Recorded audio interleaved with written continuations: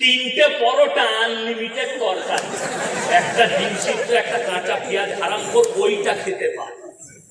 একটা পাথর বিক্রি হলে আর আপনি দস্তরখানে মানুষ কত শুনেলেন, দুনিয়াটা ডিজাইনে চলছে। ডিজাইন এত খারাপ হয়ে গেছে, ডিজাইন বলছে আমি ফারাক্কা থেকে এসছি, বলে কি করতে? হারামখোর ভোর 5টায় গাড়িতে নেমে লাইন দিয়েছে, বলে কি করতে? বলে আমি না মালদা থেকে এসছি, ফারাক্কা থেকে, রাজুদার পরোটা খেতে। হারামখোর বইয়ের হাতের পরোটা ভালো লাগলো না, গাড়ি ভাড়া করে এখানে পরোটা খেতে এলি। দুঃখের বিষয়, পরোটাটা আপনি বুঝতে পারেন এইটা খেতে পায়। সে বলছে ভাগ্যের পাথরটা আমার কাছে আছে, যে লিখছে 50,000 বেতন পাই, একবারও বলতে পারছে না এই পাথরটা তোর গলায় বাঁধ, কাল থেকে মমতা খালার পাশে তুই থাকবি। কথা বুঝতে পারেননি? তুই কেন ছিঁড়া চটে বসে? এটা বোঝার কেউ নেই। অনেকজন হুজুর দিকে গিয়ে বলে হুজুর ব্যবসা খারাপ চলছে, একটা তাবিজ দেন। আমার বেতন 11,000 আর তুমি প্রত্যেক দিন 10,000 ইনকাম করো, মাসে কত হলো? 3 লাখ। 3 10 30। আপনি এসে আমাকে বলছেন হুজুর বরকতের তাবিজ দেন। আমার তাবিজে যদি তোর ব্যবসায় বরকত হবে তা তুই বড় লোক হবি কেন? আমি আগে হবো তো। পৃথিবীতে এরকম বোকা লোক কেউ আছে? লোককে বড় লোক করে নিজে গরিব থাকবে? পৃথিবীতে কেউ নাই। কিন্তু কে বুঝাবে কাকে? ইমামের বেতন 6,000, হুজুরের বেতন 6,000, আর যে নিচ্ছে সে 6 লাখ টাকা বছরে রোজগার করে, আর হুজুর বছরে 5-12 60,000। কিন্তু হুজুরের কাছে বরকতের তাবিজ আছে। এটাই দুঃখের বিষয়, বুঝাবার কেউ না। 100টা লোক বাজার চালাচ্ছে, 6 মাস প্রেম করেছে, 7 মাসের বেলায় আমি খালি চিন্তা করি আমাদের মতো মৌলবীদিকে কি বলে জানেন এরা? বলে এরা মাদ্রাসা ছাড়, শিক্ষিত নয়, ইংরেজি জানে না। ওরা what is your name, my name is your point, coffee please, কি বলে দাদা ইংরেজি জানে, কিন্তু কোথায় দুর্বল শুনে নেই। 6 মাস প্রেম করেছে, 7 মাসের বেলায় ব্রেকআপ, মানে আর ভালোবাসে না, কোন সুইচ অফ। কি হুজুরের কাছে হাজির, বলে একদম ঘুম হচ্ছে না কেন? বললে দীপালিয়ান ফোন খুলছে না, ফোন সুইচ অফ। হুজুর তাবিজ করে ফোন খুলে দিতে হবে। হুজুর বলছে 5,001 টাকা লাগবে। বলে আপনাকে 7,000 দেবো, যেন 1 সপ্তাহে সুইচ খুলে দেয়। বোকা, আমাদের তাবিজে যদি মোবাইলের সুইচ খুলতো, আমরা টাওয়ার গুলো উড়িয়ে দিতে উড়ে খেপা। তোরা যা পাপ করছিস, টাওয়ার গুলো আর সব মোবাইলের 7 টাওয়ার উড়িয়ে দিত তাবিজ মেরে। দুঃখের বিষয়, আপনি বিশ্বাস করেছেন যে এইটাই যে তাবিজের তারা। শুধু তাই নয়, হুজুরের বয়ান শুনেলেন, তুমি যদি চাও 20,001 টাকা লাগবে, আমি অবশ্যই মেয়ে তোমার কাছে এনে দেবো। এ মালু আছে আমাদের দেশে, এইরকম লোকও আছে, এনে দিবে। খালি চিন্তা করে হারামখোরকে বলেছে একজন ভণ্ড হুজুর 20,001 টাকা লাগবে, তো সব কিছু এনে দেবো, মেয়ে তোর কাছে চলে আসবে। এই ঘরে মায়ের চাচির পাড়ার লোকের ছাগল বেচে দিয়েছে চুরি করে, দিয়ে 20,000 জোগাড় করেছে। হারামখোর মেয়েটা চাই ওকে।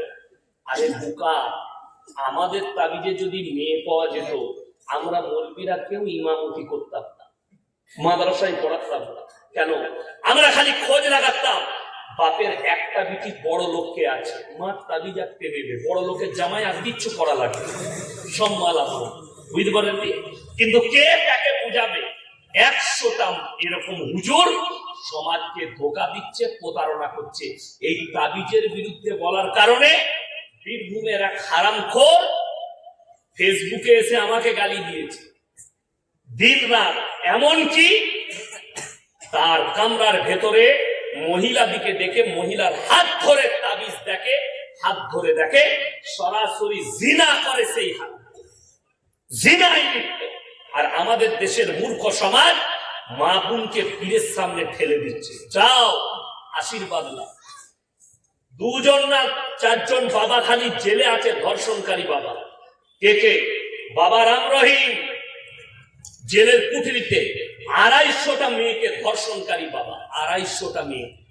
লোকরা যেত, বাবা हमारे बेटी को आशीर्वाद दे दो, बोले हमारे गुफा में भेज दो। साला गुहार ভেতরে কি আশীর্বাদ দেয়? বলে হ্যাঁ গুহার ভেতরে। আপনারা যদি কেউ আমাকে বলেন মৌলী সাহেব সালাম আলাইকুম আমার মেয়ের জন্য দোয়া করবেন, আমি কি বলবো? আল্লাহ আপনার মেয়ের মঙ্গল করুন, আল্লাহ আপনার মেয়েকে সুখী করুন। দোয়া হলো না? হলো না? এই দোয়াটাই তো আশীর্বাদ। তোমার মেয়েকে ভালো রাখো, তোমার পরিবারকে ভালো রাখো। এ বলছে গুহায় পাঠাতে হবে। আমাদের দেশের কিছু মুসলিম সমাজে ভণ্ড পীর এলেম কালাম নেই, তারা বলছে তোদের মা বোনকে ডেকে দে আমাদের পা টিপবে। আপনি পেরিয়ে গেলি পাকুড়ে পাবেন, ঝাড়খণ্ডে পাবেন, বীরভূমে পাবেন, মুর্শিদাবাদে পাবেন।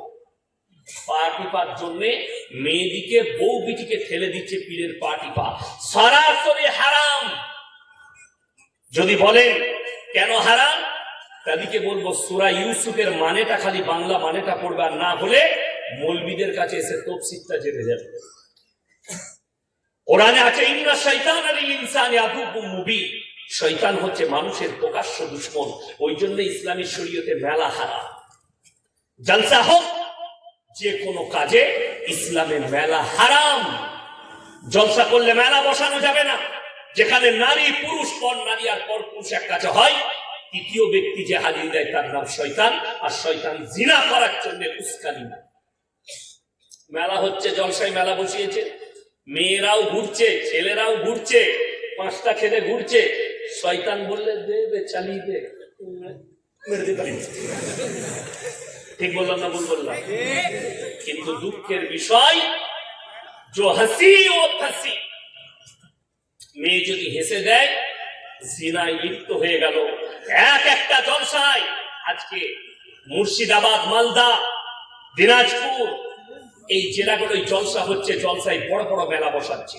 জলসায় নেকির থেকে বেশি জিনা করার পাপ হচ্ছে। আমাদের সমাজ খালি মনে করে জিনা করাটা খালি শারীরিক সম্বন্ধটাই জিনা, হাতের জিনা, চোখের জিনা, মুখের জিনা, কানের জিনা, পায়ের জিনা, নফসের জিনা। আপনি আলেমকে জিজ্ঞেস করেছেন?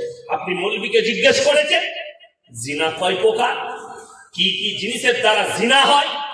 কেন পর্দা আনা হয়েছে ইসলামে? কেন পর্দাকে ফরজ করা হয়েছে? এইটার কারণেই তোমাদের চোখের দ্বারা তোমরা জিনায় লিপ্ত হয়ে না, এই জন্যই পর্দা ফরজ করা হয়েছে। আজকে আশ্চর্য লাগে, 100টা আমার মতো মৌলবী ধরা পড়বে, এই ভণ্ডরা ধরা পড়বে। সমাজ তুমি আল্লাহকে চিনলে না কেন? আজকে মুসলমান কেন এত বিপদে? তার মারাত্মক কারণ একটাই, আমাদের কাছে দ্বীনি শিক্ষা নয়, এডুকেশন নেই। অথচ ইসলামের বুনিয়াদ রাখা হয়েছে শিক্ষার দ্বারা, এডুকেশনের দ্বারা। আপনি কোরআন খুলেন পেয়ে যাবেন। অথচ মুসলমান জানে প্রত্যেকটা মুসলমান নরনারীর জন্য দ্বীনি শিক্ষা অর্জন করা কি কথা বলেন ফরজ। আমি চ্যালেঞ্জ ছুড়ে বলে গেলাম, গোটা ধুলিয়ানে যদি সমীক্ষা করা হয় 100টার মধ্যে 80টা ব্যক্তির কাছে দ্বীনি শিক্ষা নয়। 80টা মানুষের কাছে 5 ওয়াক্তের নামাজ পড়া ফরজ না? ফরজ না? ফরজ। আপনাকে দেখিয়ে দেবো আমাদের সমাজে 100টার মধ্যে 80টা বেনামাজ। ঠিক বললাম না ভুল বললাম? 80টা বেনামাজি। অথচ আপনি মুসলমান বলে দাবি করেন, অথচ রাসূল সাল্লাল্লাহু আলাইহি সাল্লাম বললেন যার নামাজ নাই তার মধ্যে ইসলাম নেই। আমাদের সমাজে কিছু ভদ্র লোক আছে, ভদ্র গুমরা আছে, ভদ্র নেমখারাম আছে, যারা চায়ের দোকানে, রাস্তাঘাটে বসে, বাজারে বসে কি বলে জানেন? নামাজ না পড়তে পারি। আমাদের মতো ভালো লোক পৃথিবীতে কেউ নাই। তারা বলে কি আমাদের মতো ভালো লোক নাই, আমরা নামাজ না পড়তে পারি, আমরা রোজা না রাখতে পারি, আমাদের মতো ভদ্র লোক পাবে না। অবাক হবেন, তাদেরকে বলে যায় যারা বলছেন আমরা নামাজ না পড়তে পারি, রোজা না রাখতে পারি, আমরা নামাজে না লিপ্ত হতে পারি, আমরাই ভদ্র লোক, আমরা ভালো লোক। তারা কান খুলে শুনে নেন, কিয়ামতের দিনে আল্লাহ রাব্বুল আলামিন একটা রাস্তায় জান্নাতীরা যাবে, একটা রাস্তায় জাহান্নামীরা। আল্লাহ রাব্বুল আলামিন কোরআনে বললেন ফি জান্নাতি ইয়াতাসাআলুনা আনিল মুজরিমিনা মা সালাকাকুম ফি সাকার। হে আমার নবী, পৃথিবীর মানুষকে বলে দাও জান্নাতীরা জাহান্নামী দিওকে আটকিয়ে দেবে। হে জাহান্নামী ভাইরা দাঁড়াও দাঁড়াও, তোমরা বলতে আমরা ভদ্রলোক, আমরা ভালো লোক, আজকে কেন তোমরা জাহান্নামে যাচ্ছ? 1 নম্বর তারা উত্তর দেবে ক্বালু লাম নাকু মিনাল মুসাল্লিন, আমরা নামাজি মুসল্লিদের মধ্যে ছিলাম না। ওয়ালাম নাকু নুতিমুল মিসকিন, আর আমরা মিসকিনকে খানা খাওয়াইতাম না, তাই আল্লাহ আমাদিকে জাহান্নামে পাঠিয়েছে। ওয়া কুননা নাখুদু মাল খাইদিন। হে আমার নবী, পৃথিবীর মানুষকে বলো, আর তারা বলবেন তারা নামাজি মুসল্লি দাড়ি টুপিকে দেখে আমরা হাসি ঠাট্টা মজাক করতাম, তাই আল্লাহ আমাদিকে জাহান্নামে পাঠিয়েছেন। এক নম্বর হচ্ছে আমরা নামাজি মুসল্লি ছিলাম না। সবাই হাত তুলে বলুন, আজ থেকে কেউ নামাজ ছাড়বো না। জোরে বলুন ইনশাআল্লাহ। নামাজ কেউ ছাড়বেন না। যুবক যুবতী সকলে নামাজ পড়ুন। নামাজ কম্পালসারি আপনার জীবনে, নামাজ ছাড়বেন না। আল্লাহর কাছে হিসেব দিয়ে পার হতে পারবেন না, আপনি আটকিয়ে যাবেন। আজকে মুসলমান জানে নামাজ পড়া ফরজ। আমাদের সমাজের কিছু লোক আছে জানাজার নামাজে যায়, কিন্তু জানে জোহরের পরে এলান হয়েছে, জোহরের পরে জানাজা হবে, অথচ উজু করে দাঁড়িয়ে থাকে। ও ফরজ নামাজ পড়বে না, শুধুমাত্র জানাজাটা পড়বে। কত দুঃখ লাগে। কেউ যদি কারো যদি জানাজা নামাজ ছাড়া যায়, গুনাহ আছে? কোন রকমের গুনাহ নাই। কিন্তু কেউ যদি জেনে শুনে উজু করে দাঁড়িয়ে ফরজ নামাজ কাজা করে, বড় গুনাহ। ঠিক কিনা কথা বলে? অথচ আপনি দাঁড়িয়ে নিজের ওই ধরনের পাপ গুলোয় আপনি লিপ্ত হচ্ছেন। আপনি কি করে আল্লাহর কাছে জবাবদিহি করবেন? নিজেকে মুমিন বলে দাবি করছেন, বেঈমান কাফেররা তো ওই জন্য আপনার মাথায় চেপে বসেছে। আপনাকে কোনো মৌলবি বলেনি দ্বীনি শিক্ষা মানে তোমাকে মৌলবি হতে হবে, মুহাদ্দিস হতে হবে না। অতটা দ্বীনি শিক্ষা অর্জন করতে হবে যতটা করলে হারাম হালাল চিনতে পারো, দ্বীন বাতিল চিনতে পারো, শিরক আর বিদআতকে জানতে পারো, কুফরিকে জানতে পারো। বেঈমান কাফেররা ঠান্ডা মাথায় যে জালটা ছুড়ছে, ওই চোখের দ্বারা যেন, ওই ইলমের দ্বারা যেন তুমি ওই জালটা দেখতে পাও। তারা ঠান্ডা মাথায় আপনাকে পাপ করাচ্ছে, আপনি মৌলবীর বিরোধিতা করছেন। আজকে ভেবে দেখুন, ইসলামে জন্মদিন পালন করা হালাল না হারাম? আপনাকে আমি ধুলিয়ানে দেখিয়ে দেবো, আচ্ছা আচ্ছা লোক, টাকা হয়েছে, পয়সা হয়েছে, ছেলের বার্থডে পালন করছে। ঠিক বললাম না ভুল বললাম? কেক কেটে, অথচ নিজেকে মুসলমান বলছে, মুমিন বলছে। বার্থডে পালন করা, কেক কেটে হারাম। বাংলাদেশের যে হুজুর দিকে দেখছেন কেক কেটে পালন করছে, বলো হুজুর নয়, বলো খেজুর। আমাদের কাছে খেজুর। একটা মৌলবি করলে কখনো ওটা ফরজ হয়ে যাবে না, ওটা ওয়াজিব হয়ে যাবে না। একটা মৌলবি করলে, শুনে নেন, আমাদের দেশের সেন্সটা এটা খারাপ। মৌলবিরা করছে মানে, একটা হুজুর করেছে মানে এটা করা যাবে। কে বললো তোমাকে? তুমি তো হুজুরটাই চিনতে পারো না। আমাদের সমাজের অনেক লোক বলে, কার কথা শুনবো? এই হুজুরের না ওই হুজুরের, এই মৌলবি না ওই মৌলবি, আমার শুনতে হবে না ইয়াসিনের। সকালবেলায় সবজি বাজারে চলে যান ধুলিয়ানে, এরকম ব্যক্তি আছে, শিক্ষিত ব্যক্তি, জ্ঞানওয়ালা ব্যক্তি, কানা বেগুন কিনবে না? ভালো কথা বলে না? ভালো। কেউ যদি কানা বেগুন কিনে বাড়ি ফিরে বউ বলবে তুমি কানা নাকি? বলবে না? হ্যাঁ, তুমি বেগুনটা ঘুরিয়ে দেখে নিবে কানা যেন না হয়, দিবি গাল দিবি। তুমি টমাটোরটা দেখে নিবে পচা যেন না হয়, খারাপ যেন না হয়। তুমি ভালো করে একটা মাছ নিলে মাছের পেটটা টিপে দেখে নিবে শক্ত কিনা। তুমি পচা মাছ চিনতে পারলে, পচা টমাটোর চিনতে পারলে, পচা আলু চিনতে পারলে, কানা বেগুন চিনলে আর কানা হুজুরটা চিনতে পারো না? যে সমাজকে ধোঁকা দিচ্ছে, প্রতারণা করছে, প্রবঞ্চনা করছে। আপনি যার আমলটা ধরতে চাইছেন, লক্ষ্য রাখুন, এটা কি রাসূল সাল্লাল্লাহু আলাইহি সাল্লামের আমল? আমি হাওড়া জেলায় জলসা করতে গেছি, বাংলামে আমাকে প্রশ্ন করলো। আমি যখন বললাম ঈদে মিলাদুন নবী পালন শরীয়তে নাই, আমাকে ধরেছে। ওই জায়গাতেই মুমতাজুল ভাইয়ের গাড়িতে বোম মেরে গেলেন, ওই এলাকাতে। আমি গেছি, আমাকে দু চারটা স্টেজের ছেলে বললে, হুজুর আপনি যে বললেন পালন করা জায়েজ নেই, দলিল দেন। আমি বললাম কোরআনে হাদিসে কোথাও নাই, তা দলিল কোথায় পাবো? বললে কেন? আমি বললাম সর্বপ্রথম নবীজি সাল্লাল্লাহু আলাইহি সাল্লামকে সাহাবীদের থেকে ভালো কেউ বেশি বাঁচতে পারে? যেনারা চোখে দেখেছেন, ইমানদারি শুনে বলুন, তিনাদের থেকে বেশি ভালো আমরা বাঁচতে পারি না।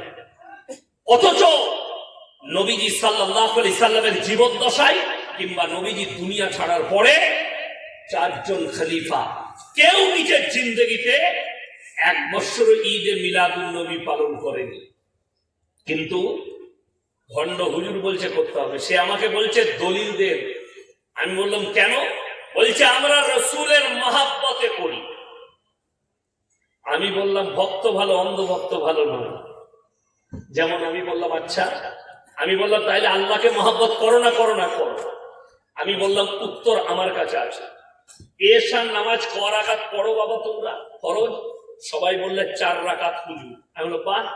আমি বললাম কাল থেকে আল্লাহর মহব্বতে 6 রাকাত পড়ো। তারা বললে দলিল দেন। আমি বললাম দলিল লাগবে? মহব্বতে পড়বে তো 6 রাকাত পড়বে। রসুলের মহব্বতে যদি ঈদে মিলাদুন নবী করা যায় তার দলিল প্রয়োজন হয় না, তাহলে আল্লাহর মহব্বতে 6 রাকাত ফরজ নামাজ পড়তে ওটার আবার দলিল প্রয়োজন হয়? আল্লাহ তো সৃষ্টিকর্তা। আমি তাকে বললাম শোনো, এই যে জায়গাটা আমি জলসা করছি জায়গাটা কার? বললে জায়গাটা আমাদের। আমি বললাম আমি যদি বলি আমার বাপের, দলিলকে দিবে?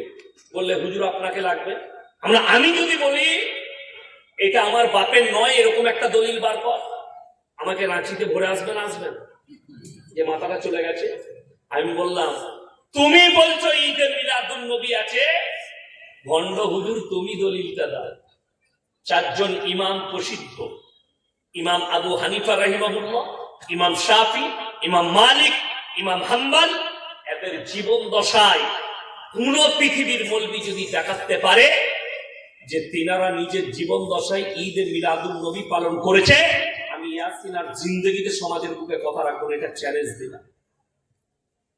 কিন্তু নাই, দলিল নেই। বলছে মহব্বত, ভালোবাসায়। ভালোবাসায় কিন্তু কোনো জিনিস করা যায়। ওই জন্যই তো দেখবেন এই মাসটার পরেই দেখবেন রমজান মাস ফেব্রুয়ারিতে আসছে, মার্চে আসছে না? আসে নাই? জানুয়ারি ফেব্রুয়ারি মার্চ, মার্চের মনে হয় 1-2 তারিখ থেকেই রোজা হতে পারে। 1 তারিখে রোজা, দেখুন একটা হয়ে যাবে। এই ঠিক ফেব্রুয়ারিতে 13ই ফেব্রুয়ারি না 14ই ফেব্রুয়ারি আমার ডায়েরিতে দেখছিলাম লেখা আছে শবে বারাত। এই গোটা দেশে হালুয়া রুটি নিয়ে মারামারি চলবে, আর আমারা কিছু গালি খাই। কি বুঝলে? হালুয়া রুটি মারামারি। বলছে এদের মৌলবীরা বলছে হালুয়া রুটি খাওয়া যাবে না, হারাম। কে বললে হারাম? আমাদের একটা মৌলবী হারাম বলে, আমরা একজনও হারাম বলিনি। আমরা বলেছি শবে বরাতের দিনে হালুয়া রুটি করে খাওয়া যায় না। তুমি কালকে করে খাও, কে মানা করেছে? পরশু করে খাও, কে মানা করেছে? রমজান মাসে রোজ কর, কে মানা করেছে? বলছে এরা খাই না। ক্যাপা। আমি মাঝে মাঝে মাদ্রাসায় বোর হয়ে গেলে আমি মাঝে মাঝে আমার গিন্নিকে বলি ছিড়া পিঠে করো আজকে, খেজুর গুড় দিয়ে খাবো। খাই। কে বললে খাই না? সব খাই। কিন্তু যেমন বলছে এদের জিলেপি খেলে হজম হয় না, কে বললে হারাম কর জিলেপি খাই না? আমরা জিলেপি খাই, কিন্তু কবরে মান্নত করা জিলেপি হারাম। কবরেরটা আমরা যেটা খাই দোকান থেকে কিনে। আজকে তো এখানে জিলেপি ছাড়ছে, ছাকে না? যত পারবেন খান, অসুবিধা নাই, আমাকে এনে দিলে আমিও খাবো। কিন্তু দিনকে উপেক্ষা করে এবং আল্লাহ ছাড়া কবরের নামে গাছের নামে মান্নত করে খাওয়া হারাম। এটা আমাদের মৌলবীদের কথা নয়, কোরআন। এরপর তুমি যদি কোরআনকে বিশ্বাস না করো তোমাকে কে বলবে? অথচ দুঃখের বিষয়, আমি যখন কয়েক বছর আগে আমার আব্বাজি লখনৌ একটা জলসায় গিয়েছিল, আমি সাথে গিয়েছিলাম। আমি ইরফানিয়া ছাত্র কিরাত করেছি, তো আমি সাথে গেলাম। ওই ইরফানিয়া মাদ্রাসার মধ্যে বাঙালিদের জলসা ছিল। তো নাদওয়াতুল উলামা বড় মাদ্রাসা, তো ওখানে যিনি শাইখুল হাদিস ছিলেন মোল্লা রাবে হোসনি সাহেব দামাত বরকাতুহু, তিনার কাছে গেলাম। তিনি প্রথমে নাস্তা করতে দিলেন আম, আর বললে ভাই আপ বঙ্গাল কে মুকাররির হ্যাঁ? জি। আমাকে বললেন এবং আব্বাজানকে বললেন। আমি বললাম হযরত কুछ নসিহত কর দিজিয়ে, কিছু উপদেশ দেন। তিনি উপদেশ কি দিলেন? बंगाल और बिहार के और झारखंड के ज्यादातर लोग शिरक और बिदात में डूबी हुई है, इनको निकाल दो, इनको वहां से निकाल के लाओ। तो হযরতের কথাটা আমার দিলে গেঁথে গেছে। আমার আব্বাজি সারা জীবন জানেন আমার আব্বার কবার জানাজা হয়েছে? পীরের বিরুদ্ধে বলার কারণে, মাজারের বিরুদ্ধে বলার কারণে 7 বার জানাজা হয়ে গেছে। মানে ভণ্ডরা ফোন করে বলেছে শওকত সাহেব মারা গেছে। কিছুদিন আগে আমাদের এইখানে শওকত সাহেব ধুলিয়ানে আমতলা শেখ মারা গিয়ে ইন্তেকাল করেছেন, আল্লাহ জান্নাতি করুন, বলুন আমিন। বিদ্বত্ত আলেম ছিলেন, আল্লাহ ওয়ালা লোক ছিলেন। তো উনি যখন ইন্তেকাল করেন আমার কাছে কয়েকশো ফোন এসছে, আপনার আব্বাজি কি ইন্তেকাল করেছেন? আমি বললাম না, ওই বাবাজি আমার আব্বা নয়, তবে আমাদেরই একজন বিদ্বত্ত আলেম, দোয়া করবে, আমার আব্বাজি জীবিত আছে। এর আগে আমি হাওড়া জেলা থেকে ফোন আসছি জলসা করে, আমার আব্বাজি মুর্শিদাবাদ থেকে যাচ্ছে, আমার আব্বাজিকে ফোন করে বলেছে এক ভণ্ড হুজুর ইয়াসিন সাহেব অ্যাক্সিডেন্ট করে স্পট ডেথ হয়েছে। আর আমাকে ফোন করে বলছে মুর্শিদাবাদ থেকে শওকত সাহেব বাড়ি যেতে যেতে স্পট ডেথ করেছে। আমি ফোন কল পেয়ে আমি বুঝতে পারলাম, আমি আমার আব্বাজিকে ফোন ঢুকুচ্ছি, আমার আব্বাজি আমাকে ঢুকাচ্ছেন, দুজনারই ফোন কানেক্ট হচ্ছে। লাস্টে আমার মেজো ভাই গাড়ি চালাতো, আমার আব্বা ফোন লাগালাম, তার ফোনটা ধরলো, আমি কোথায় তোমরা? বললে আমরা পুটিসাঁকো পার করছি। আমাকে বললে তুই কোথায়?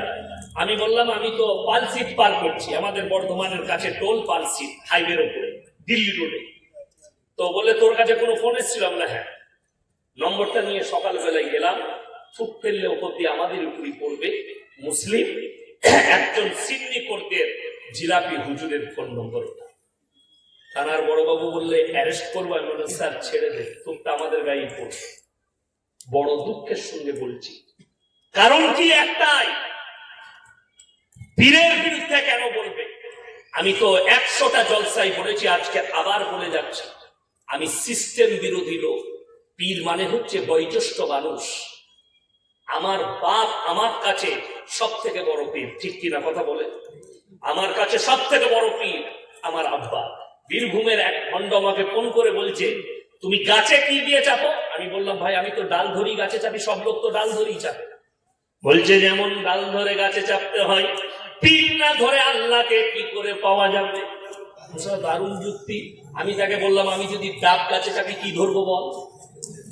কথা বুঝতে পারে? ডাব গাছে চাপলে কিছু লাগবে? ডাল ভাত সোজা ধরে উঠতে হবে। তো দ্বিতীয় নম্বর বলছে তুমি মাদ্রাসায় তোমার কতলা বিল্ডিং? আমি বললাম আমার মাদ্রাসা একটা দুতলা আছে, দুটো দুতলা করে বিল্ডিং আছে, আর একটা একতলা আছে। কেন কি হয়েছে? বলে তুমি ছাদে কি দিয়ে চাপো? আমি সিঁড়ি দিয়ে চাপি। বলে যেমন সিঁড়ি দিয়ে ছাদে চাপতে হয়, আল্লাহকে পেতে গেলে পিঠ ধরে ধরেই যেতে হয়।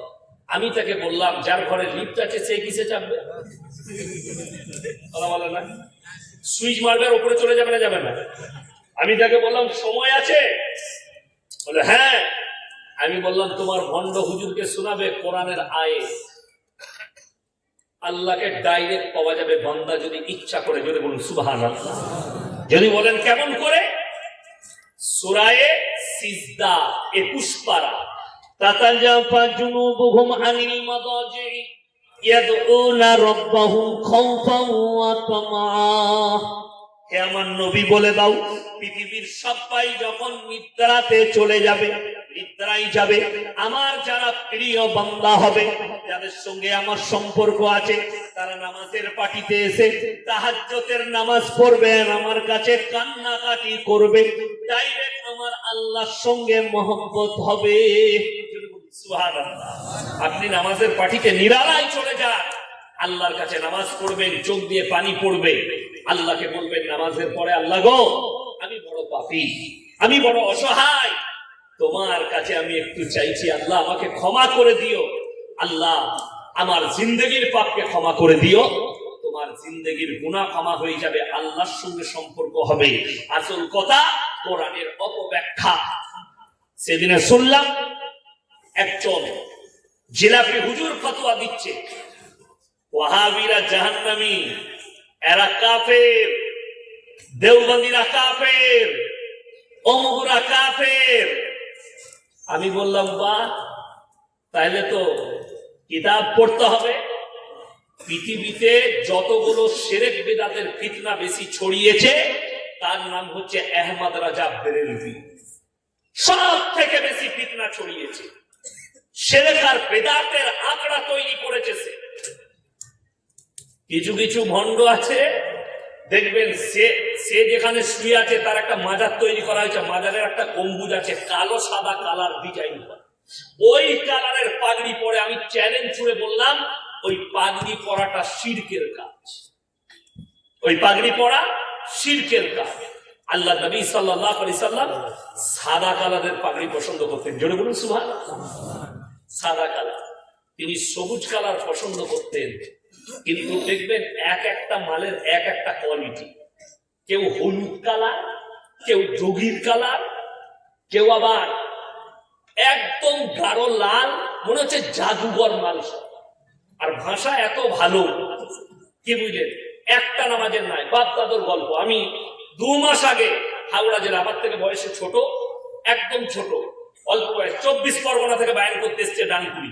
আমি গিয়ে শুয়ে আছি একজনের বাড়িতে, তো আমার সময় হলো, আমি বাথরুম করার পর যাচ্ছি, কি বায়ান চলছে জানেন, সম্পূর্ণ কোরআন বিরোধী আর আল্লাহ বিরোধী বায়ান চলছে, কোরআন বিরোধী আল্লাহ বিরোধী। অথচ সমাজ কি বলছে শুনেলেন, সুবহানাল্লাহ। বুঝলি কি? বুঝে না কিচ্ছু, বুঝলে বলা ভালো আছে। আমাদের দেশে তো সুরে চলছে, সব সুরে জলসা শেষ। বুঝলি কি হুজুর, বুঝি নাকি হুজুরের গলা ভালো ছিল, কি বুঝলে বাবাজিরা, মায়েরা, বোনেরা। আর এরকম সুর করে বক্তব্য দিলে আমাদের মারা কি বলে জানেন, কি বলালো, বুঝলি কি? ও বুঝে নাই কিচ্ছু, খালি খালা বুঝেছে গলাটাকে দিয়ে সমাজটা শেষ হয়ে গেল। কি বক্তব্য শুনছে শুনেবেন। আচ্ছা আপনারা বলুন, যে পাওয়ার আল্লাহর আছে সে পাওয়ার পৃথিবীর কোন নবী পয়গম্বরেরও হতে পারে? পারে না। যদি কেউ এটা ভেবে নেয় তার ঈমান চলে যাবে, তাকে ঈমান চলে যাবে। কি বলছে শুনেলেন বাবাজিরা, মায়েরা, বোনেরা। বড় পীর আব্দুল কাদের জিলানী কত বড় পীর ছিল বাবা, কত বড় পীর ছিল শুনে যান। কেমন পীর ছিল বাবা? দুনিয়ার যতগুলো দরিয়া আছে, সমুদ্র আছে, সব পানিগুলো যদি কালি করে দেওয়া হয়, আর পৃথিবীর গাছগুলো যদি কলম করে দেওয়া হয়, আর পৃথিবীর মানুষ যদি তারা বড় পীরের প্রশংসা দেখতে শুরু করে, সব পানি শেষ হয়ে যাবে। কিন্তু বড় পীরের প্রশংসা দেখে বাবা শেষ করা যাবে না। নাউজুবিল্লাহ। যদি বলে আল্লাহর কসম করে বলছি, কোরআন আছে না এখানে? কোরআন আছে। কোরআনটা খুলে বাড়িতে গিয়ে দেখবেন, আমাকে গালি দেওয়ার আগে 16 পারা, পারা নম্বর কত বললাম? 16, সূরায়ে কাহাফ। কোন সূরা বললাম? কাহাফ। 15 পারা স্টার্ট হচ্ছে, শেষ হচ্ছে 16 পারা সূরা মারিয়ামের আয়াত। এই সূরা কাহাফের শেষ আয়াতের আগের আয়াত। আল্লাহর কসম, আল্লাহ শুধুমাত্র এই আয়াতটা নিজের জন্য প্রযোজ্য করেছেন। পৃথিবীতে একটা মানুষ নিজের প্রশংসা করার যোগ্যতা রাখে না আল্লাহ ব্যতীত কেউ। আল্লাহ ব্যতীত কেউ যদি বলে আমার মতো বক্তা নাই, জানবেন ওই বক্তা মূর্খ। কেউ যদি বলে আমার মতো মৌলবি নেই, এই মৌলবি মূর্খ। কেউ যদি বলে আমার মতো ডাক্তার নেই, ওই ডাক্তার মূর্খ, ওই মাস্টার মূর্খ, যে নিজের প্রশংসা করে। আল্লাহ রাব্বুল আলামিন নিজের প্রশংসা করলেন, যেটা পরপীরের লেগে শুনলেন। আল্লাহর কসম করে বলছি, এই প্রশংসা আল্লাহ তাআলা নিজের জন্য করেছেন, কোন নবী পয়গম্বরের জন্য প্রযোজ্য হয়নি। আল্লাহ কোরআনে বললেন, কুল লাউ কানাল বাহরু মিদাদান লিকালিমাতি রাব্বি লানাফিদাল বাহরু ক্বাবলা আন তানফাযা কালিমাতু রাব্বি ওয়ালাউ জিনা বিমিসলিহি মাদাদা। হে আমার বিশ্বনবী, পৃথিবীর মানুষকে বলো, যতগুলো সমুদ্র আছে সব পানিগুলো যদি কালি করে দেওয়া হয়, আর আল্লাহর প্রশংসা লিখতে পৃথিবীর মানুষ শুরু করে, সমস্ত পানি শেষ হবে। আবার আমি অতটাই দেবো, ওইটাও শেষ হবে। আল্লাহর প্রশংসা লিখে পৃথিবীর মানুষ শেষ করতে পারবে না। জোরে বলুন সুবহানাল্লাহ। এইটার জন্য সুবহানাল্লাহ বলা যাবে। আর এরা দেখছে, আরে বাপরে, বড় পীরের এত পাওয়ার, সুবহানাল্লাহ। আরো একটা গল্প শুনে দেখ। তাকে গিয়ে যখন ধরলাম, কোথা থেকে মৌলবি পাস করেছো, ওরা মোবাইলে পাস করা মৌলবি মালটা, মাসায় জীবনে পড়ে মোবাইলে পাস করা, মানে শুনে এসে বক্তব্য। ওই যাও হুজুরের ছেলে হুজুর দিয়ে খেজুর হয়ে বসে আছে। ইলম কালাম থাকলে তো হুজুর হতে পারবে, খেজুর হয়ে বসে আছে। আমি বললি খারাপ মৌলবি। চলুন 2 নম্বর, কত মারাত্মক তহমত আব্দুল কাদের জিলানী রহমতুল্লাহ আলাইহির উপরে। আজকের দিনে এই বড় পীর আব্দুল কাদের জিলানী রহমতুল্লাহ আলাইহি জীবিত থাকলে এদেরকে কাফের ফতোয়া দিত। তার নামে যা মিথ্যাচার করেছে এই কুটকা করার জিলাপি হুজুররা, তিনার নামে যে মিথ্যাচারটা করেছে, খাজা মঈনুদ্দিন চিশতি রহমতুল্লাহ আলাইহির নামে যে মিথ্যাচার করেছে, আজকে যদি বেঁচে থাকতেন এদেরকে কাফের ফতোয়া দিত। যারা খাজা বাবার মাজারে বসে আছে এদেরকে কাফের ফতোয়া দিয়ে যেতেন তিনি। আজকে যদি জীবিত থাকতেন, বলার ক্ষমতা থাকতো, এরা যা করেছে শিরকের কাজ। শুনেলেন কি বলছে? বাবা, একজন ব্যক্তি বিয়ে করেছেন, বিয়ে হয়েছে একজন হাফিজের কোরআনের সঙ্গে। তার সঙ্গে মেয়েটা কি? হাফিজের কোরআন, ছেলেটা কি? সাধারণ। এরপরে মেয়েটা বললেন, আমি তো হাফিজে কোরআন, তুমি তো মূর্খ ছেলে, তুমি হাফিজে কোরআন নও, তুমি কেমন করে আমার উপরে চাপতে? যা বুঝে করতা গল্প। তার মানে তুমি আমার উপরে, আচ্ছা বলুন আমি সত্যিকারী? বললেন না সে, আমি হাফিজে কোরআন, আমি হাফিজে কোরআন, আমি কারি। এরপর বলুন, আমার স্ত্রী কিন্তু মাদ্রাসায় পড়া মেয়ে নয়, সাধারণ মেয়ে, কোরআন কোরআন সব জানে, নামাজ কালাম সব শিখে নিয়েছে। কথা বুঝতে পেরেছেন? তাহলে আমি হাফিজে কোরআন, আমি কি আমার বুকের উপরে চাপিয়ে আমার বিবিকে আদর করতে পারবো না? সে তো হবেই নয়, তাহলে সে আমার বুকের উপরে আসতে পারবে না। মানে চাইটা দাঁড়ায়, ঘটনাটা ওইখানে নয়, ঘটনা হচ্ছে বড় পীরের নামে মিথ্যাচার। সেই ব্যক্তি বড় পীরের কাছে গেলেন, বড় পীরকে বলছেন আমি হাফিজে কোরআন নয়, আমার বিবি হাফিজে কোরআন। বড় পীর বললেন ফজরের নামাজটা আমার পেছনে পড়বে, আমার ডান দিকে থাকবে। বড় পীর সালাম ফিরেছে, ডান দিকে যতগুলো ব্যক্তি ছিল সবাই হাফিজে কোরআন হয়ে গেছে। যা বুঝে করবে নাউজুবিল্লাহ বলে। মিথ্যাচার, এত বড় মিথ্যা দামি দামি গল্প বানিয়েছে, সমাজ শেষ হয়ে গেল। নামাজের দাওয়াত নেই, রোজার দাওয়াত নেই, হারাম হালালের দাওয়াত নেই, দিন বাদ্দিনের দাওয়াত নেই, সমাজকে শেষ করে দিল। সমাজ সংস্কার হয়নি, সমাজ বরবাদ হয়ে গেছে। আজকে আমার কাছ থেকে আপনার কাছ থেকে শিরক গেল না, বেদাত গেল না, কুসংস্কার গেল না, ও ইসলামিক কালচার গুলো নিয়ে এসেছে। তার মারাত্মক কারণ হচ্ছে কোরআনের সাথে আপনার সম্পর্ক নেই।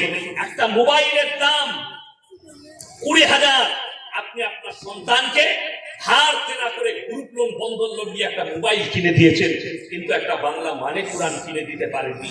যার দ্বারা তার ঈমান সহি হবে, সহি আকীদার একটা কিতাব আপনি কিনে দিতে পারেননি। যার দ্বারা তার আকীদা ঠিক হবে, আল্লাহর উপরে ভরসা আসবে, আল্লাহ রাসূলের উপরে ভরসা আসবে, দ্বীনের উপরে প্রতিষ্ঠিত হবে, এরকম কিতাব আপনার সন্তানের হাতে তুলে দিতে পারলেন না। আমার বন্ধুগণ, আমার ভাই, সবাই নিয়োগ করুন আমরা শিরক বিদআত থেকে বাঁচবো। জোরে বলুন ইনশাআল্লাহ। হারাম থেকে বাঁচবো, দিন আর বদ্দিন থেকে। আপনার আত্মীয় স্বজন যদি কেউ থাকে, তাকে আপনি দাওয়াত দেন, এই খারাপ কাজ থেকে তোমরা দূরে সরে যাও, এই বদদিনী কাজ থেকে তোমরা দূরে সরে যাও, এই হারাম কাজ থেকে তোমরা দূরে সরে যাও। কি আছে?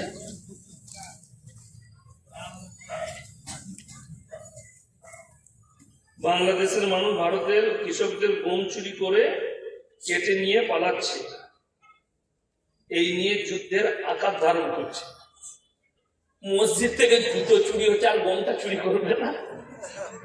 বড় কষ্ট লাগে। দেখুন, আমরা চাই যে কোনো দেশের সঙ্গে সম্প্রীতি থাকুক, ভালোবাসা থাকুক, যেন দুই দেশের সম্পর্ক সুসম্পর্ক হয়। আর চুরি জারি করুক, চুরিটা কিন্তু চুরি। কি বলছেন আপনার? কথা বলেন। চুরিটা চুরি। আপনি যদি মুসলিম হয়ে ভাবেন কোন হিন্দু ব্যক্তির টাকা মেরে নেবেন, কিন্তু আল্লাহর কাছে হিসাব লাগবে, ওটা একদম অন্যায়, আপনাকে হিসাব লাগবে। আপনি যদি মনে করেন যে কোন হিন্দু ব্যক্তির মাঠের কোন জিনিস চুরি করে দিবেন, চুরিটা কিন্তু চুরিরই পাপ, আপনি করতে পারেন না। চুরি গুনাহ, যেই করুক চুরিটা গুনাহ। কি করো?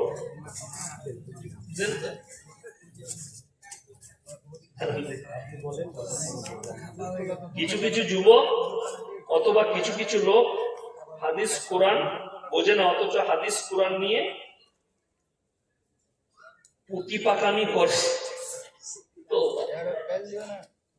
কোন কোন ইমাম সাহেবকে দেখতে পাওয়া যাচ্ছে যে মসজিদ কমিটির ভয়ে হাদিস কোরআনের বাইরে কথা বলছে। তাদের করণীয় কি এবং ইমাম সাহেবদের বেতন কত হওয়া উচিত? ইমাম সাহেবদের বেতন কম হলে কি তার পেছনে কবুল হবে? দেখুন, শেখ উত্তর দিবে তাও আমি একটা কথা বলে দিই, মসজিদ মার্বেল করছে, মসজিদে এসি লাগিয়েছেন, যদি মসজিদে মার্বেল করেন, এসি লাগান, ইমামের বেতনটাও এসি ওয়ালাই হতে হবে। কথাটা বুঝতে পেরেছেন? আমাদের সমাজের অবস্থা খারাপ হলে দিই কেন? আপনি বিনা পয়সায় পেলে আর পয়সাতে যাবেন না, আমাদের সমাজের লোক। ঠিক বললাম না ভুল বললাম? ওই জন্য তো আমাদের হাল খারাপ। চাচা কাজ করতে পারে না, চাচার আর কোনো কাজ করার ক্ষমতা নাই। চাচাকে বলছে, চাচা তুমি তো কাজ পারো না, তো মসজিদে থাকবা কেন? বলে 5 টাইম আজান দিবে আর তুমি 3 বেলা খেয়ে নিবে। চাচা দেখলে নাই মামার থেকে কানা মামা অনেক ভালো, এমনি তো কাজ করতে পারি না, তো মসজিদই থাকি গা, 5 টাইম আজান দেবো, একটু ঝাড়ু লাগিয়ে দেবো, আর সকালে না চা নাস্তা পাবো, দুপুরে ভাত, রাতে ভাত। সেই চাচাকে রেখেছে বিনা পয়সায়।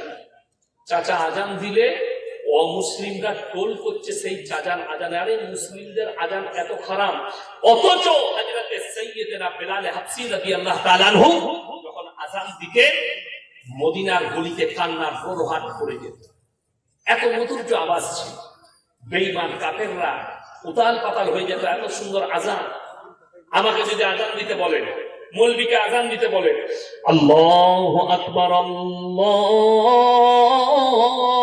আকবার, কথা বুঝতে পারেন? আর চাচাকে রেখেছেন বিনা পয়সায়, চাচার বয়স হয়ে গেছে, আল্লাহু আকবার, আল্লাহু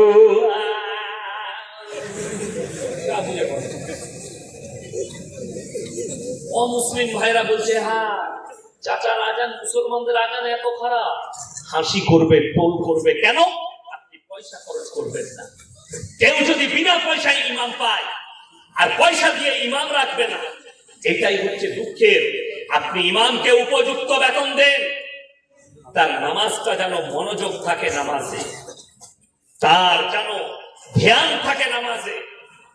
আমার ভাই, আপনি ভেবে দেখুন, কিয়ামতের আলামতের মধ্যে একটা মারাত্মক আলামত, যখন আলেম দিকে বেইজ্জতি করা হবে, আল্লাহ ইলমের থেকে আগে আলেম দিকে তুলে দিবে। যখন মানুষ মূর্খর কাছ থেকে দ্বীন বুঝতে শিখবে আর আলেম দিকে তারা অপমান অপদস্থ করবে। একটা ইমামের, আমি ইয়াসিন বলেছি মুর্শিদাবাদে, আজকে আমি ধুলিয়ান এলাকায় পড়ে গেলাম, যদি ইমামদের বেতন 30,000 করেন, আমি ফ্রি পয়সায় জলসা করে দেব, 1 টাকা নেব না, ফ্রি জলসা করবো। আমি চ্যালেঞ্জ ছুড়ে বললাম, ইমামদের বেতন 30,000 করুন। যখনই 30,000 টাকা হবে, আমি আর জলসাই করবো না, ইমামতি করবো। কথাটা বুঝতে পারেননি? 30,000 পেলে ইমামতি করবো ধুলিয়ানে এসে, কত ভালো, 30,000 পাবো। সুন্দর কথা। অনেকজন বলছেন, কি আমি চাকা নে, নামাজ পড়িয়ে পয়সা নিতে হবে, হাদিসে কোথায় লেখা আছে? জলসা করে পয়সা নিতে হবে, হাদিসে কোথায় লেখা আছে? হাদিসে কোথাও লেখা নাই। তোমাকে আমি বলে দিই, শোনো, একটা হাদিস নিয়ে এসো, চাকরি পাওয়ার পরে, মাস্টার হওয়ার পরে, স্কুল কলেজে 6 ঘন্টা পড়িয়ে 70,000 বেতন দিতে হবে। কোথায় লেখা আছে? যেখানে লেখা আছে ওইখানেই লেখা আছে বেতন দিতে হবে। কথা বুঝতে পারো? তুমি কোনদিন পড়াশোনা করেছো? 1 টাকা নেব না আমি জলসায়, তোমার গ্রামে ফ্রি জলসা করবো।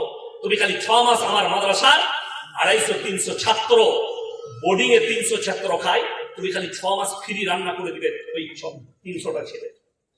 1 মাস পরে তুমি লুঙ্গি খুলে, আন্ডার প্যান্ট পরে মাঠে মাঠে ধুলিয়ান ছুটে পালিয়ে আসে। জানা আছে কত খিদমত করতে পারো। একটা আলেমকে পয়সা দিতে গায়ে লাগে, ওই জন্য বিনা পয়সায় মুয়াজ্জিন রেখেছে। ফজরের সময় চাচা আজান দিচ্ছে, আসসালাতু খায়রান মিনান নাওম, যার নাম খয়রন, সে উঠে পড়ে যায়, আমাকে কে ডাকছে না, সব শেষ।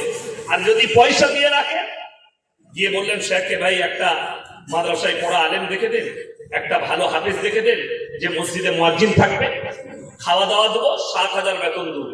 তার আজান হবে আসসালাতু খায়রুম মিনান নাওম। কিন্তু এমন লোক রেখেছেন বিনা পয়সায়। ভেবে দেখুন, আপনি ইমানকে কতটা মূল্য দিয়েছেন। আমি যখন লখনৌ পড়ি উত্তরপ্রদেশে, আমি দরগায়ে হায়দারবাদ বলে একটা মসজিদ, নবাবদের আমলের, আমার উস্তাদ কারি কামালউদ্দিন মরহুম চলে গেছেন, আল্লাহ জান্নাতি করুন আমিন। অল্প বয়সে তিনি করোনার সময় মারা গেছেন। আমার পাশের গ্রামে বাড়ি, বর্ধমানে, ওখানে শিক্ষক। তো আমি 3 টাইম নামাজ পড়াতাম, মগরিব, ঈশা, ফজর। বেশিরভাগ দিন ঈশা আর ফজরের নামাজটা পড়াতাম, ইমাম ছিলাম। তো একজন মুক্তাদি বললে, मेरा जो है 2 बेटी है, 1 बेटा है, आप ट्यूशन पढ़ाएंगे, कुरान पढ़ा देंगे, हम एक बच्चे का 700 रुपया लगेगा। আমাকে আর কিছু বলেনি। সে গিয়ে মাদ্রাসার মুহতামিম যে আছে কারি মুস্তাক সাহেব মরহুম, তিনিও মারা গেছে, তো তিনাকে শিকায়ত করেছে। আমি যখন সকাল 6:30টার সময় ক্লাসে যাচ্ছি, মসজিদ থেকে বেরিয়ে গেটে ঢুকছি, আমাকে ডাকলো। আমি দেখলাম পাশে লোকটা বসে আছে, ইধার आओ। तो তিনি বললেন, अरे तुमने क्या बताया, एक बच्चे का 700 रुपया लगेगा। আমি বললাম, हजरत मैं 2 बात कह दूं? बोले कह दो। क्या बात है बताओ। हमने, हजरत इनका लड़की जो है इंग्लिश मीडियम में जाती है, महीने का 3000 रुपया लगता है। इनके लड़की जो ट्यूशन पढ़ती है, हर टीचर को 500 रुपया, 800 रुपया, 1000 रुपया लगता है। इनका लड़का जहां ट्यूशन पढ़ता है, महीने का 2000 रुपया लेता है। और मैं दुनिया के सबसे उम्दा किताब का तालीम दूंगा, इनका पास कोई कीमत ही नहीं है। बोले भाई तुमने तो बड़ी ऊंची बात कह दी। बोले भाई चलो 600 रुपया करके दे देना। আমি 3 জনের 1800 টাকা নিতাম, তবে আমি পড়াতে যেতাম কোরআন। তা না হলে আমি বলেছিলাম আমি পড়াতে পারবো না। আজকে বড় কষ্ট লাগে। আমাকে একজন আমার গ্রামে এসে, মক্তবে অনেক ছেলে আছে, প্রায় 700-800 ছেলে, আমার গ্রাম বড় গ্রাম। তো একজন বলছে, মলি সাহেব আমার ছেলে 1 বছর থেকে যাচ্ছে, এখন নুরানি কায়দা শেষ হয় না। আমি বলি কিয়ামত পর্যন্ত হবে না, ক টাকা দিস বল। টাকা আমি দিই না, আমি কিয়ামত পর্যন্ত আসবে না, রোজ আসবে। আর ইমাম সাহেব বলবে আলিফ-বা তাসা, যা হচ্ছে আলিফ-বা তাসা, রোজ আলিফ-বা তাসা। আর যদি ইমামকে এসে বলো যে মলি সাহেব আমি আপনাকে প্রতি মাসে 200 করে টাকা দেবো, আমার ছেলে যেন কোরআন শিখে যায়, আমি বলছি 15 দিনে কোরআন শিখবে তোমার ছেলে। সমাজ শুনে আমার মা বোন কোরআন জীবনে পড়ে না, বছরে একবার কোরআন পড়ে, খালি রোজার মাসে। ঠিক বললাম না ভুল বললাম? খালি রোজার মাসে কোরআন খুলবে। কাঁসা পিতলের জিনিস জানেন না? জানেন না? আচ্ছা, ওটা মাজলে বেশি চকচক করে, ব্যবহার করলে চকচক করে না? ভরে রাখলে ব্যবহার করলে চকচক করে। কোরআন এমন এক মুকাদ্দাস কিতাব, কোরআন মাজিদ, আপনি যত পড়বেন তত চকচক করবে। অনেক এমন বাবাজি আছে, হাজি সাহেব, এমন মুসল্লি আছে, তাদের কোরআনের বহু সূরা মুখস্থ হয়ে গেছে। ঠিক বললাম না? বহু সূরা মুখস্থ। কি করে? পড়ে পড়ে। আর আমার মারা রোজার মাসে একবার কোরআন খুলবে, দিয়ে আর কোনো রাস্তা পাবে না। কি রাস্তা পাবে?